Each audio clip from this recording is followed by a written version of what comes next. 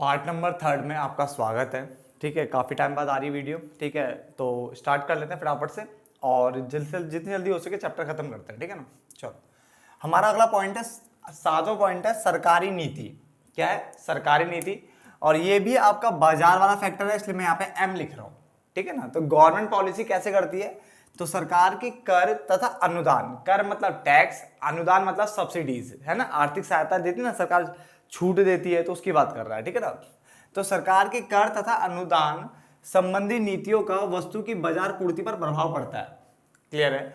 इसमें लिखा है जैसे सरकार द्वारा करों में कमी, यानी सरकार टैक्स कम कर देती है, जो आर्थिक सहायता है यानी अनुदान है वो इसमें वृद्धि कर देती है, आपको सहायता ज्यादा दे रही है, टैक्स कम लगा रही है, तो इससे बाजार पूर्ति का जो ना आकार होता है वो बढ़ जाता है। देखो, जो प्रोड्यूसर है, जो उत्पादक है, अगर उसको सरकार की तरफ से आर्थिक सहायता ज्यादा मिल रही है, टैक्स उस पर सरकार कम लगा रही है, तो जो उसकी जो पूर्ति का आकार है ना, वो पूर्ति बढ़ा देगा, क्योंकि उससे लाभ ज्यादा हो जाएगा इस केस में, तो वो पूर्ति भी बढ़ा देगा।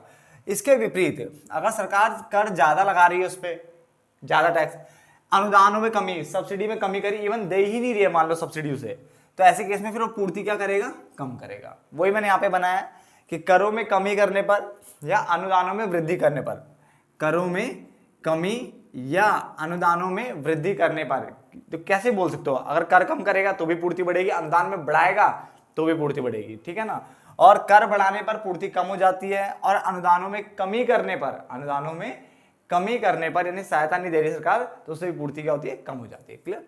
चलो, अगला पॉइंट है प्राकृतिक कारक। कौन सा कारक है? प्राकृतिक कारक है। ये भी वस्तु की पूर्ति को क्या करता है? प्रभावित करता है, और ये भी मार्केट वाला फैक्टर है। क्लियर है?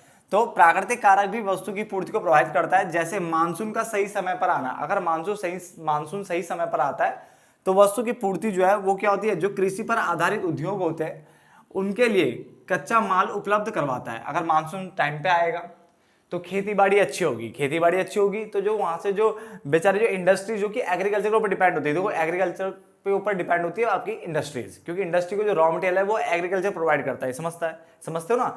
तो अगर मानसून टाइम पे आएगा तो खेती बाड़ी अच्छी होगी, और वहां जब खेती बाड़ी अच्छी होगी तो वो इंडस्ट्रीज जो उद्योग है उनको रॉ मटेरियल प्रोवाइड करेगा टाइम पर अच्छे से, है ना। तो उसने वही बोला कि जैसे मानसून का सही समय पर आना कृषि पर आधारित उद्योगों के लिए कच्चा माल उपलब्ध कराता है या करवाता है, जिससे बाजार पूर्ति का आकार क्या होता है? बढ़ जाता है। बट अगर मान लो मानसून समय पर नहीं आता और बाढ़ आ जाती है, या फिर ये मान लो बाढ़ आ जाती है, सूखा हो जाता है, भूकंप आ जाती है, कोई भी कंडीशन, ठीक है ना, अगर ऐसा कुछ होता है तो उससे पूर्ति का आकार क्या होता है? कम हो जाता है। वही मैंने यहाँ पे लिखा है, मानसून का सही समय पर आना पूर्ति बढ़ा देता है, और मानसून का सही समय पर नहीं आना पूर्ति कम कर देता है। जैसे बाढ़ आ गई है या उसके बदले भूकंप आ रही है, कुछ भी चीज हो रहा है, उससे क्या पूर्ति आपका क्या होता है? कम हो जाता है। क्लियर है? यहां तक आपको समझ में आ गया? एक पॉइंट में और लिख रहा हूं, उसका फिर आगे बढ़ते हैं। फटाफट से नोट डाउन कर लीजिए आप। अब आगे देखिए, देखो मैं लिखना तो एक पॉइंट चाहता था, बट मैंने 2 पॉइंट और लिख दिया ताकि 10 कंप्लीट कर लेते हैं। ठीक है ना, मैंने 10 पॉइंट आपको दे रहा हूँ। ठीक है, थोड़ा सा याद रखना, हमने पहले जो 2 वीडियो बनाई थी वो पहले बनाई थी, और आज काफी टाइम बाद ये तीसरी वीडियो आ रही है, तो थोड़ा लैब भी टूट जाती है, जिस रिदम में हम चल रहा होता है ना वो रिदम टूट जाता है। ठीक है ना, चलो कोई नहीं। अब ये पॉइंट पढ़ते हैं, कौन सा पॉइंट है? 9वां, देन 10वां, ये पॉइंट खत्म हो जाएंगे सारे। 9वां पॉइंट है परिवहन और संचार के साधन। स्टार्टिंग तो आप देखो यहीं से स्टार्ट कर सकते हो कि परिवहन और संचार के साधन भी वस्तु की पूर्ति को प्रभावित करते हैं। ये लाइन तो कॉमन है। चलो, परिवहन आप समझते हो, ट्रांसपोर्टेशन की बात हो रही है, और संचार यानी कम्युनिकेशन की बात हो रही है। कम्युनिकेशन संचार, और परिवहन ट्रांसपोर्टेशन। ठीक है, नहीं यातायात के जो साधन होते हैं। तो उसने बोला जिन देशों में परिवहन यानी ट्रांसपोर्टेशन और संचार यानी कम्युनिकेशन के साधनों का अधिक विकास होता है, यानी बहुत अच्छा विकास हो रखा है इनका, बहुत ज्यादा मात्रा में है ये, तो वहां पर पूर्ति का आकार भी क्या होता है? अधिक होता है, क्योंकि इजीली क्या है? सामान इधर से उधर चले जाता है। क्लियर हो गया? और इसके विपरीत जिन देशों में परिवहन और संचार का विकास कम होता है वहां पूर्ति का आकार भी कम होता है। क्लियर हो गया? वही मैंने बनाया, परिवहन और संचार के साधन अगर ज्यादा है तो पूर्ति भी ज्यादा, और अगर ये कम है तो पूर्ति भी क्या होगी? कम होगी। सिंपल पॉइंट्स है। देन उसके बाद हमारा है भविष्य में संभावित कीमत, यानी भविष्य में जो कीमत होने वाली है उसकी संभावना कैसे लगाई है आपने। तो उसने बोला देखो, यदि उत्पादक को भविष्य में वस्तु की कीमत बढ़ने की संभावना होती है, उसको लग रहा है कि यार आज मैं बेच रहा हूं मान लो टमाटर 20 रुपए किलो, और उसे लग रहा है कि यार कल ना कीमत बढ़ जाएगी, तो अगर उसको ऐसा लगता है कि कल कीमत बढ़ जाएगी या आने वाले टाइम में कीमत बढ़ जाएगी, तो वो टमाटर को जो पूर्ति है ना आज रोक लेगा। क्योंकि देखो हमने पढ़ा था कि जो उत्पादक होता है उसको लाभ कैसे होता है, वो ज्यादा कीमत पर ज्यादा पूर्ति करता है, कम कीमत पर कम पूर्ति करता है। तो उसको क्या लग रहा है कि भविष्य में कीमत बढ़ेगी, तो भविष्य में बढ़ेगी ना कीमत, अभी तो नहीं बढ़ी ना, तो उसको लग रहा है कि भविष्य कीमत बढ़ेगी, तो वो भविष्य में ही तो पूर्ति बढ़ाएगा ना, अभी की पूर्ति क्या कर देगा, कम कर देगा। तो उसने बोला भविष्य में कीमत बढ़ने पर वर्तमान पूर्ति क्या कर देगा, वो कम कर देगा। और उसको लगता है कि भविष्य में कीमत कम हो जाएंगे, नहीं आज जो मिल रहा है उतना भी नहीं मिलेगा, तो वो आज ही क्या निपटा देगा सारा। तो उसने बोला अगर उसको लगता है भविष्य में कीमत कम हो जाएगी तो वो आज ही सब निपटा देगा, नहीं पूर्ति अभी क्या कर देगा, बढ़ा देगा। क्लियर है सारे पॉइंट्स, ठीक है। होप सो आपको सब कुछ समझ में आ रहा होगा, एक एक पॉइंट, ठीक है ना, ठीक है। और काफी अच्छे ढंग से प्रेजेंट करके आना, पेपर में आपको पूरे मार्क्स लाने, ये दिमाग में रखना पड़ेगा आपको, ठीक है ना। बहुत सारे बच्चे मुझसे पूछ रहे हैं कि क्या मैक्रो और इंडियन इको की हिंदी में वीडियोस अवेलेबल है 12th क्लास के बच्चे खासकर, ठीक है ना। तो अवेलेबल है, मैं दोबारा बोल दूं, बीए बीकॉम वाले बच्चे भी अगर मैक्रो और इंडियन इकोनॉमिक्स देखना चाहते हैं तो वो वही वीडियोस पढ़ सकते हैं, मेनली तो वहीं से कवर होता है ना सारा। तो पूरी की पूरी मैंने अपलोड कर रखी है, सब कुछ वहां पे है, आप वहां पे जाकर के देख सकते हो, ठीक है ना। मैक्रो के और इंडियन इको के, ठीक है ना, सारी वीडियोस अवेलेबल है वहां पे, प्लेलिस्ट में जाना मिल जाएगी। आगे देखिए अब पूर्ति का नियम यानी लॉ ऑफ सप्लाई क्या होता है, ठीक है। तो ये हम ऑलरेडी पहले भी पढ़ चुके हैं कि जब वस्तु की कीमत वाला जो पॉइंट पढ़ा था ना वो यही था, ठीक है ना। इसके हिसाब से क्या देखो, उसने बोला पूर्ति का नियम कीमत और पूर्ति के बीच धनात्मक संबंध को बताता है। यानी पूर्ति का नियम क्या बता रहा है, कीमत और पूर्ति के बीच धनात्मक संबंध को बताता है, प्रत्यक्ष संबंध को बताता है या सीधा संबंध को बताता है, ये लिख सकते हो, ठीक है। इस नियम के अनुसार देखो मेन पॉइंट तो ये है यहाँ पे, अन्य बातें समान रहने पर, अन्य बातें समान रहने पर जब एक वस्तु की कीमत अधिक हो जाती है, यानी वस्तु की कीमत बढ़ी तो पूर्ति बढ़ी, वस्तु की कीमत घटी तो पूर्ति भी घटी। बट बात यहाँ पे देखो लॉ तो समझ में आ जाता है, बट ये अन्य बातें समान रहने का मतलब क्या है, इसका मतलब यह है कि जब मैं कीमत की बात कर रहा हूं तो बाकी चीजें स्थिर मानी जाएगी, उनमें कोई परिवर्तन नहीं माना जाएगा। और वो बाकी चीजें कौन सी होगी, हमने 10 पॉइंट पढ़े थे ना अभी, उस 10 में से पहला पॉइंट था वस्तु की कीमत, यानी उसी वस्तु की कीमत जिसकी पूर्ति की बात हो रही है। तो उस पॉइंट को हम मान लो हम उसकी बात कर रहे हैं कि इस कीमत के कारण चेंज होना चाहिए, तो इसका मतलब बाकी 9 पॉइंट जो होंगे उनमें कोई परिवर्तन नहीं होगा, हम ये मानेंगे कि वो 9 के 9 पॉइंट स्थिर है, उसमें कोई परिवर्तन नहीं हो रहा। तो वो अन्य बातें वही 9 पॉइंट हमारे, ठीक है। तो पूर्ति का नियम कीमत और पूर्ति के बीच धनात्मक संबंध को बताता है। इस नियम के अनुसार अन्य बातें समान रहने पर जब एक वस्तु की कीमत अधिक हो जाती है तो उस वस्तु की पूर्ति भी क्या हो जाती है, अधिक हो जाती है। और इसके विपरीत जब किसी वस्तु की कीमत कम हो जाती है तो उस वस्तु की पूर्ति भी क्या हो जाती है, कम हो जाती है। इसी को ही क्या कहा जाता है, इसे पूर्ति का नियम कहा जाता है। यानी कीमत बढ़ी पूर्ति बढ़ी, कीमत कम पूर्ति कम। कौन सा संबंध दिखा, धनात्मक यानी प्रत्यक्ष संबंध आपको देखने को मिल रहा है, पॉजिटिव रिलेशन, समझ में आता है। उसके बाद क्वेश्चन आता है कई बार पेपर में कि पूर्ति के नियम की मान्यताएं क्या है, पूर्ति के नियम की मान्यताएं, मान्यताएं मतलब होता है assumptions क्या क्या है, क्या एज्यूम किया इन्होंने, तो इन्होंने एज्यूम ये किया था कि अन्य बातें समान रहने पर, तो यही इसकी assumption है ये वाली, तो अन्य बातें समान रहने पर, ठीक है, ये जो लाइन थी ये इसकी assumption मानी जाएगी। तो उसके पॉइंट से वो क्या क्या है, पहला फर्म के उद्देश्य यानी जो फर्म का जो ऑब्जेक्टिव है में परिवर्तन नहीं होता, वो बोला कि भाई फर्म के उद्देश्य में परिवर्तन नहीं होता, ठीक है। दूसरा पॉइंट से उत्पादन की तकनीक में परिवर्तन नहीं होता, उत्पादन की तकनीक में परिवर्तन नहीं होगा, जैसी है वैसी रहेगी। उसके अलावा उत्पादन के कारकों की पूर्ति यानी जो उत्पादन के जो कारक होते हैं, यानी जो कच्चा माल आगत इनकी बात कर रहा हूं, उनकी पूर्ति और उनकी कीमत में कोई परिवर्तन नहीं होता। जैसे वो पहले तुम्हें मिलता था जितना क्वांटिटी में जितनी कीमत पे, वैसे ही अभी भी मिल रहा है, इसमें भी कोई परिवर्तन नहीं हो रहा है। और उत्पादक भविष्य में वस्तु की कीमत में परिवर्तन होने की संभावना नहीं करते, यानी उसको भविष्य में कीमत में परिवर्तन होने की संभावना से कोई मतलब नहीं है। ये तो मैंने 4 ही लिखे, मैंने आगे लिखा डॉट डॉट डॉट आदि, आगे जितने पॉइंट से जो हमारे था संबंधित वस्तु की कीमत यानी जो हमारा प्रतिस्थापन वस्तु की कीमत में कोई परिवर्तन नहीं होता, ये भी लिख सकते हो। इसके अलावा प्राकृतिक कारक एक जैसे रहते हैं, उनमें भी क्या है मतलब एक समान रहते हैं, यानी मानसून समय समय पर आ रहा है ये माना जाएगा, या फिर भूकंप आ रहे हैं, मतलब इस टाइप की चीजें माननी है। परिवहन और संसारिक साधनों में भी कोई परिवर्तन नहीं हो रहा, कोई एक चीज मानी, जैसे प्राकृतिक संसाधनों प्राकृतिक जो कारक थे वो भी एक समान है, जैसे इस साल तो वैसे अगले साल है, वैसे अगले साल ये माना जाएगा, ठीक है ना। उसमें कोई चेंजेस नहीं करने। तो किसी में भी चेंज नहीं करना आपने, ना ही फर्म का उद्देश्य में चेंज होगा, ना भविष्य में कोई कीमत में बढ़ने घटने की संभावना नहीं करता हो, ठीक है, ना ही क्या है उत्पादन की तकनीक में कोई परिवर्तन हो रहा है, जो कच्चे माल की जो पूर्ति थी और उसकी कीमत थी वो एक समान रह रही है। वो सारे के सारे जो 9 पॉइंट लिखे थे पीछे के, उनमें कोई परिवर्तन नहीं होता। तो आप बढ़ा सकते हो जितना मर्जी उतना बढ़ा लो। क्लियर हो गया।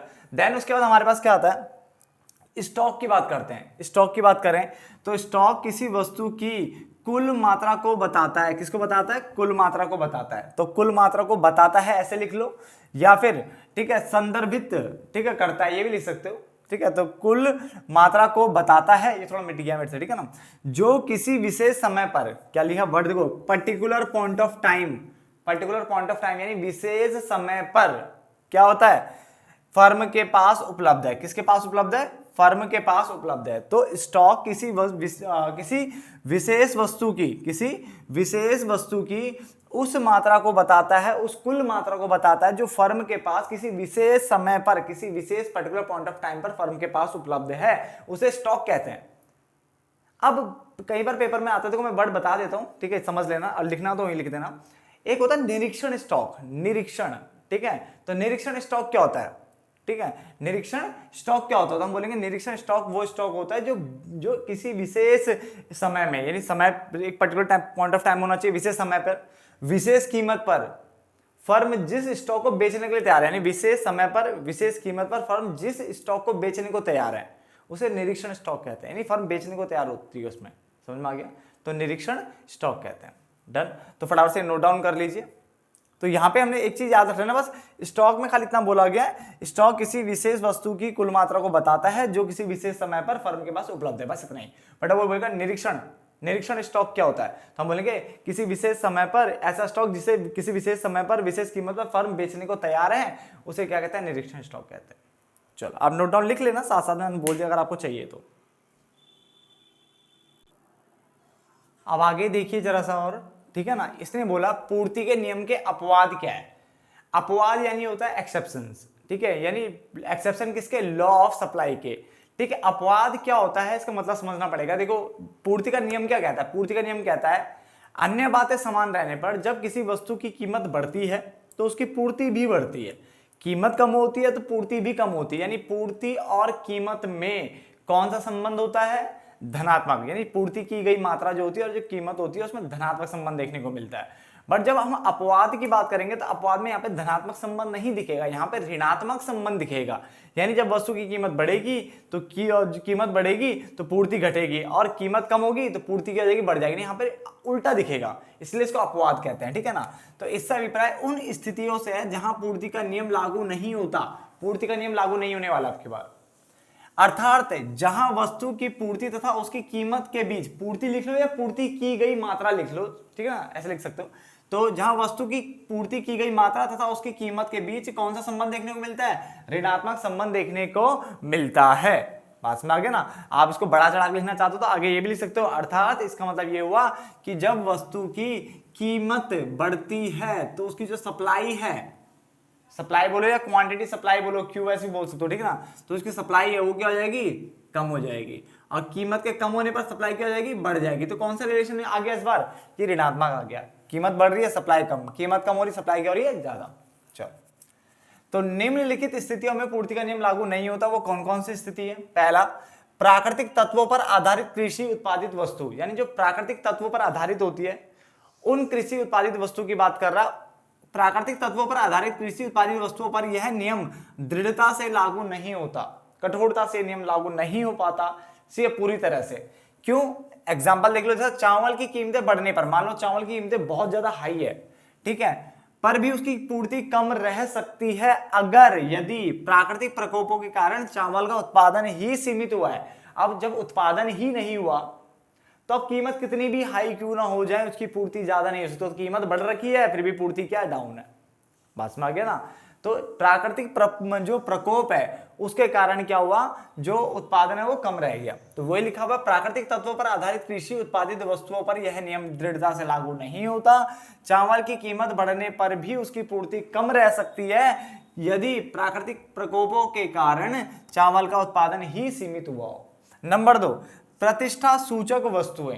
प्रतिष्ठा सूचक मतलब जो दिखावट पने टाइप की वस्तुएं होती हैं, दिखावट कि मैंने 5 उंगलियों में 5 हीरे पहन रखे हैं, है ना, इस टाइप के। ठीक है, आजकल देखा नहीं लोग सोने ऐसे दिखा दिखा के घूम रहे हैं भर भर के, ठीक है, हीरे सोना लगा के घूमते हैं। तो वही प्रतिष्ठा सूचक वस्तुएं नहीं, दिखावटी वस्तुओं की बात करें तो कुछ सामाजिक प्रतिष्ठा की वस्तुओं, अगर मान लो इसमें जो सामाजिक प्रतिष्ठा सूचक की जो वस्तुएं हैं कि अधिक कीमत मिलने पर भी, यानी उनकी कीमत ज्यादा मिल रही होगी फिर भी उनकी सीमित मात्रा में ही पूर्ति की जाती है।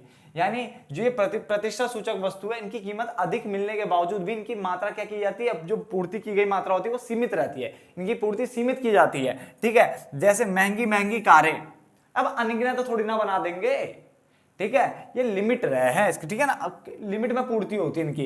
हीरे हो गया, इनकी भी पूर्ति क्या होती है, लिमिट में होती है, बात समझ गया ना। अब इनकी चाहे कोई कितनी भी इनकी कीमत कितनी भी हाई क्यों ना हो जाए, इनकी जो पूर्ति रहेगी सप्लाई वो एक लिमिट में रहती है, ठीक है ना। तो प्रतिष्ठा सूचक वस्तुएं, कीमत बढ़ने के बाद भी पूर्ति क्या इनकी कम है, समझ में आ गया। थर्ड पॉइंट, नाशवान वस्तुएं, ऐसी वस्तुएं जो शीघ्र ही खराब हो जाती है, जल्दी ही खराब हो जाती है। अब इसने बोला इन वस्तुओं की कीमतें कम होने पर भी, यानी कीमत कम है। अब नॉर्मल पूर्ति का लॉ कहता तो कीमत कम है तो पूर्ति भी कम होनी चाहिए थी, बट यहाँ पे ऐसा नहीं होगा, यहाँ कीमत कम होने पर पूर्ति ज्यादा हो जाएगी। कैसे, देखो, कीमत कम होने पर भी विक्रेता उनकी अधिक मात्रा बेचने के लिए तैयार हो सकते हैं, जैसे फल, सब्जी, दूध। अब मान के चलो आप सब्जी का ठेला लेके खड़े हो या सब्जी की दुकान आपके पास आपकी है और आपने मान लो कीमत, मान लो क्या है, आपने बढ़ा रखे थे 50 रुपए किलो, 100 रुपए, बहुत महंगे कर रखे थे। अब कोई खरीद नहीं रहा आपसे। अब आपको पता है फल सब्जियां ये सब जो होती है ये पेरिसेबल इन नेचर होती है, यानी जल्दी खराब हो जाती है।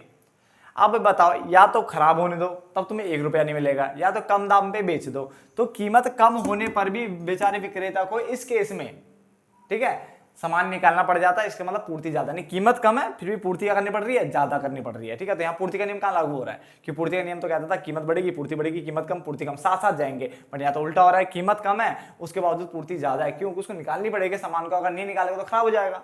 जैसे एग्जाम्पल है फल सब्जी दूध आदि, बात में आ गया ना। तो ये जो 3 है हमारे पास, ये पूर्ति के नियम के अपवाद कहलाते हैं, यहाँ पे पूर्ति का नियम लागू नहीं होता। कौन कौन से 3 थे, प्राकृतिक तत्वों पर आधारित कृषि उत्पादित वस्तु, प्रतिष्ठा सूचक वस्तु और नाशवान वस्तुएं, ठीक है। तो ये पार्ट नंबर 3 भी हम यहाँ पे खत्म करते हैं, ठीक है। मिलते हैं पार्ट नंबर 4 में, जहां पे हम विस्तार, संकुचन, वृद्धि, कमी की बात करेंगे और उस टॉपिक को खत्म करने की कोशिश करेंगे जितना जल्दी हो सके, ठीक है ना। तो चलो अगले पार्ट में मिलते हैं, तब तक के लिए धन्यवाद दोस्तों।